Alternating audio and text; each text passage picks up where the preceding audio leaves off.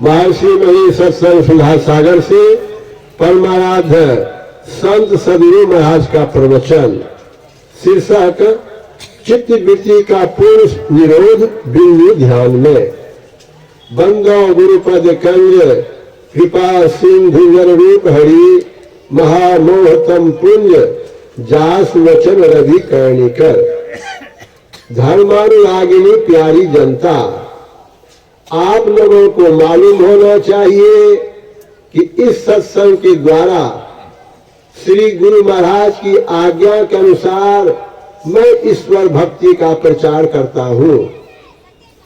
उन्होंने बतलाया था कि मनुष्य का कल्याण ईश्वर भक्ति से ही होता है, सांसारिक कल्याण भी ईश्वर भक्ति से होता है। ईश्वर भक्ति के लिए कोई जरूरी नहीं है कि घर बार को छोड़ दे, नियम बांधकर ईश्वर का भजन करे। ईश्वर भक्ति के लिए पहली बात यह जान लेनी चाहिए कि इसके बिना हमारा क्या नुकसान होगा। संसार में सब तरह धनादि और विद्या से यदि पूर्ण हो तो भी ईश्वर भक्ति की क्या आवश्यकता है। कुछ होकर रहिए, संसार में आपको शांति मिल रही है या नहीं, इस पर विचार कीजिए।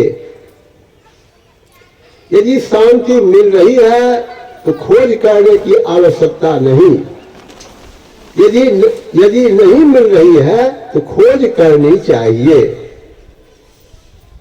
जो गरीब है वे तो दुखिया है ही, अमीर भी दुखी रहते हैं, शासित दुखी रहते हैं, शासक भी दुखी रहते हैं, कोई भी हो सभी दुखी रहते हैं। इंग्लैंड के राजा पंचम जॉर्ज सेना को देखने के लिए घोड़े पर सवार होकर गए। जब सैनिकों ने राजा को सलामी दी, घोड़ा भड़क गया, राजा घोड़े पर से गिर गए। वे बहुत दुखी हुए। कोई भी हो, दैहिक दैविक भौतिक ताप किसी को नहीं छोड़ते हैं। इन तीनों तापों से शायद ही कोई संयमी छूटे हुए हैं।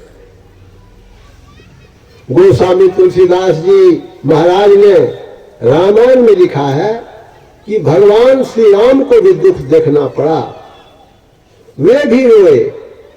यह संसार में कुछ भी बन जाइए, दुख नहीं छूटेगा। सब दुखों से छूटने के लिए, अशांति से छूटने के लिए संसार से आगे देखो। संसार में 5 चीजें हैं: रूप, रस, गंध, स्पर्श और शब्द। इनको जानने के लिए 5 ज्ञानेंद्रियां हैं। इंद्रियों के ज्ञान में जो कुछ आ जाते हैं वे सब विषय हैं। संसार में 5 विषयों के अतिरिक्त कुछ भी नहीं है। 5 इंद्रियों से ग्रहण होने योग्य जितने भी सुख हैं सब माया के सुख हैं। माया का सुख स्थिर नहीं रहता है, यह सुख के बाद दुख होता ही रहता है। संसार में जहां तक हो शांत भाव बनकर अपने को रखें और सात्विकी बुद्धि से संसार की सेवा करें। त्रैकाल संध्या में ईश्वर की उपासना करें। ईश्वर भक्ति के बिना परम शांति मिलती नहीं। शरीर का अंत अवश्य होगा।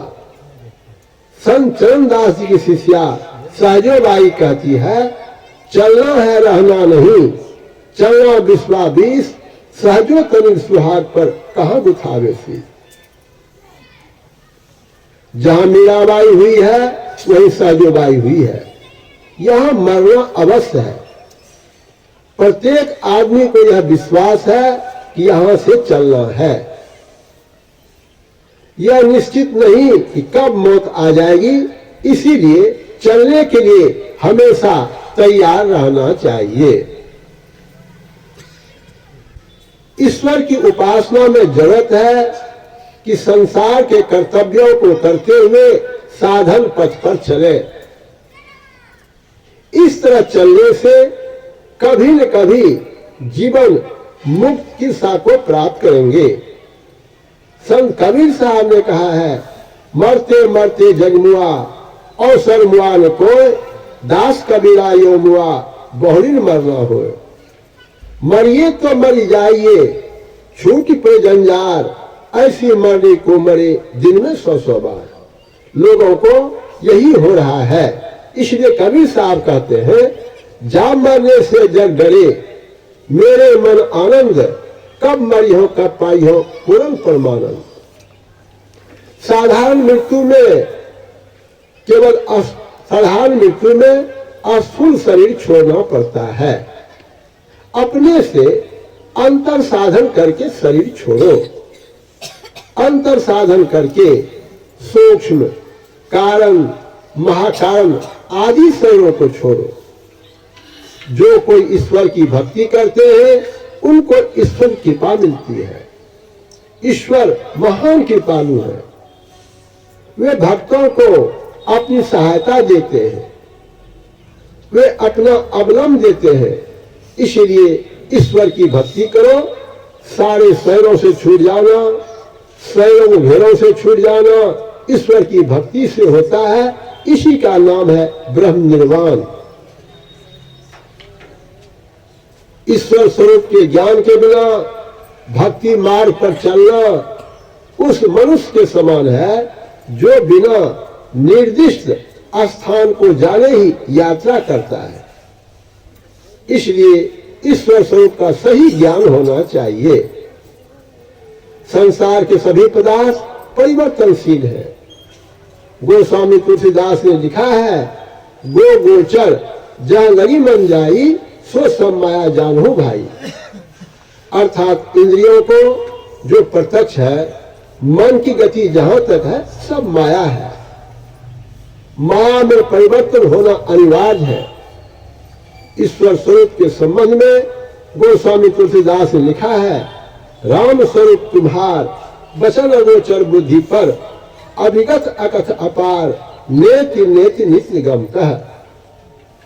उपनिषद में भी आया है, भिद्यते हृदय ग्रंथिस छिद्यन्ते सर्व संशयाः, चियन्ते चास कर्माणि तस्मिन् दृष्टि परावरे। अर्थात परे से परे तत्व का दर्शन कर लेने पर हृदय ग्रंथि खुल जाएगी, सारे संशयों का नाश हो जाएगा, सारे कर्म बंधन टूट जाएंगे। ऐसे तो लोगों को शरीर ही चित्र मालूम होता है। शरीर के साथ साथ इंद्रियों के द्वारा जो ज्ञान होता है वह माया का ज्ञान होता है। शरीर इंद्रियों के ज्ञान को छोड़कर चेतन आत्मा के निजी ज्ञान में जो पहचान में आवे वही ईश्वर है। शरीर इंद्रियों के ज्ञान में जो आता है वह ईश्वर नहीं, ईश्वर की माया है। अपने शरीर के अंदर जो चेतन आत्मा है उसका ज्ञान होना चाहिए। आत्मा का ज्ञान आत्मा से होता है। जैसे आंख का ज्ञान आंख से होता है आने के द्वारा, उसी तरह ईश्वर भजन के द्वारा अपने आत्म स्वरूप को जानो। आत्म तत्व से ही ईश्वर का दर्शन होगा। इस हालत में आने के वास्ते केवल मोटी मोटी बातों में अपने को बांध कर रखना पूर्ण फलदायक नहीं है। इसलिए योग का साधन करना चाहिए। मूर्ति ध्यान में चित्त वृत्ति का कुछ निरोध होता है। चित्त वृत्ति के निरोध को ही योग कहते हैं। चित्त वृत्ति का पूर्ण निरोध बिंदु ध्यान में होता है। जिस तरह सिमटाव में ऊर्ध्व गति होती है, उस तरह मन के सिमटाव से मन की गति ऊपर की ओर हो जाएगी। ईश्वर भक्ति में ईश्वर का गुणगान करना चाहिए, फिर जप करना चाहिए, फिर ध्यान करना चाहिए। पहले अस्थूल ध्यान करना चाहिए, लेकिन उसमें पूर्ण सिमटा नहीं होता है।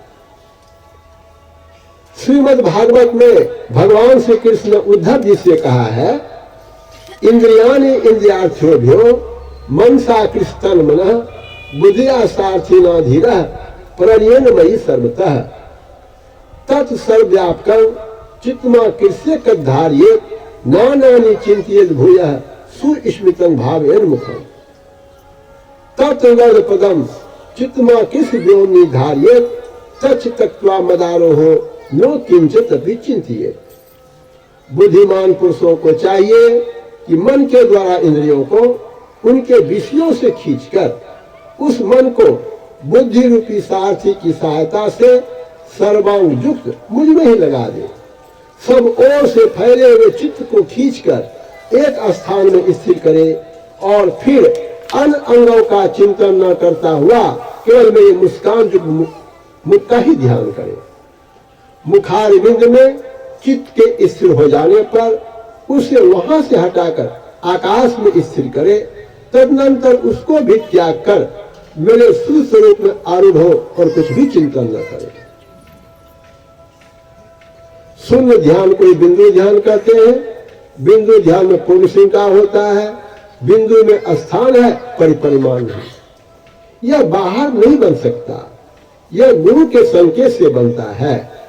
यहां से सूक्ष्म मार्ग का आरंभ होता है। सूक्ष्म मार्ग में जो प्रवेश करता है उसे ईश्वर की सहायता मिलती है।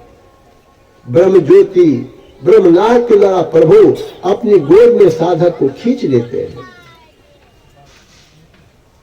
योग सुखोपनिषद में आया है, बिंदुनाथ महालिंगम शिव शक्ति निकेतनम देहम शिवालंग प्रोक्तम श्रीदं शब्देहि नाम। अर्थात बिंदुनाथ महालिंग है और शिव शक्ति का घर है। इस देह को शिवालय कहते हैं। सभी प्राणियों को इसमें सिद्धि मिलती है। यह गुरु गम्य है, इसके ध्यान से उद्गति होती है। अंतर साधन करने वाले को ब्रह्म ज्योति और ब्रह्मनाद का सहारा मिलता है। नाद में अपने उद्गम की ओर खींचने का गुण है। आदिनाद परमात्मा से लगा हुआ है। जो इसे ग्रहण करेंगे वे परमात्मा को प्राप्त करेंगे। संत दरिया साहब ने कहा, चुंबक सत्य शब्द है भाई, चुंबक शब्द लोक ले जाई, मृत्यु अंध जब ही निरावे, चुंबक शब्द जीव मुक्तावे, ले निकारी होके नहीं पीरा, सत्य शब्द बसे शरीरा। यह कागज में लिखा नहीं जा सकता है।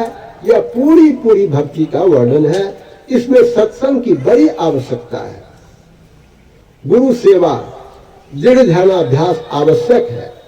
इसके साथ साथ आचरण की पवित्रता की भी आवश्यकता है। झूठ, चोरी, नशा, हिंसा और व्यभिचार, इन पंच पापों को छोड़ दे तो आपके पास कोई पाप नहीं आ सकता। साधन करते करते पवित्रता में बढ़ेंगे। पवित्रता में बढ़ने से भजन में भी बढ़ेंगे। ईश्वर भक्ति में पंच पापों का छोड़ना अनिवार्य है। इससे देश का बड़ा उपकार होगा। इस तरह के बहुत लोग हो जाए तो देश में चोरी नहीं होगी, डकैती आदि दुष्ट कर्म नहीं होंगे। दंड देने पर भी लोग दुष्ट कर्म करते हैं। साधन भजन करने से इधर का सुख तो थोड़ा होता है, पर उधर का सुख, परमार्थ का सुख बढ़ जाता है। संसार में वह दुष्ट कर्म से छूट जाता है। हमें सूरज बुलाना चाहिए। सूरज बुलावेगी ईश्वर की भक्ति। कारागार का दंड होने पर भी दुष्ट कर्म से किसी का छुटकारा नहीं हो पाता, लेकिन ईश्वर भक्ति में लोगों को आप ही ख्याल होने लगता है, यदि ऐसा कर्म करेंगे तो भक्ति से गिर जाएंगे। जो इसमें चूक जाता है वह पछताता है। भगवान श्री कृष्ण ने गीता में अर्जुन से कहा कि लड़ते रहो और ध्यान भी करो। पंच पापों को छोड़कर ईश्वर का भजन करना सदाचार है। ईश्वर भजन में आत्मरत होना होता है। अपना निशाना अपने अंदर है, उस पर लगे रहो। इसके लिए विद्वान और विद्वान की बात नहीं, सभी कर सकते हैं। कैसा भी अनपढ़ हो उसको समझा दीजिए वह भी साधन करने लग जाता है। विद्वान होकर ही भजन करो। हमारे गुरु महाराज बाबा देवी साहब कहते थे, सबसे पहले है आध्यात्मिकता, उसके बाद सदाचारिता, तब सामाजिक नीति, इसके बाद है राजनीति। इस तरह राजनीति बिगड़ नहीं सकती। बोलिए प्रेम से महाराज की जय। प्रातः स्मरणीय अनंत विशुद्ध परम पूज्य संत सदगुरु महर्षि मही परमहंस मासिया प्रवचन, भागलपुर जिला अंतर्गत महर्षि मही आश्रम कुप्पा घाट में दिनांक 23/7/1967 ईस्वी को साप्ताहिक सत्संग के अवसर पर हुआ था। श्री सदगुरु महाराज की जय।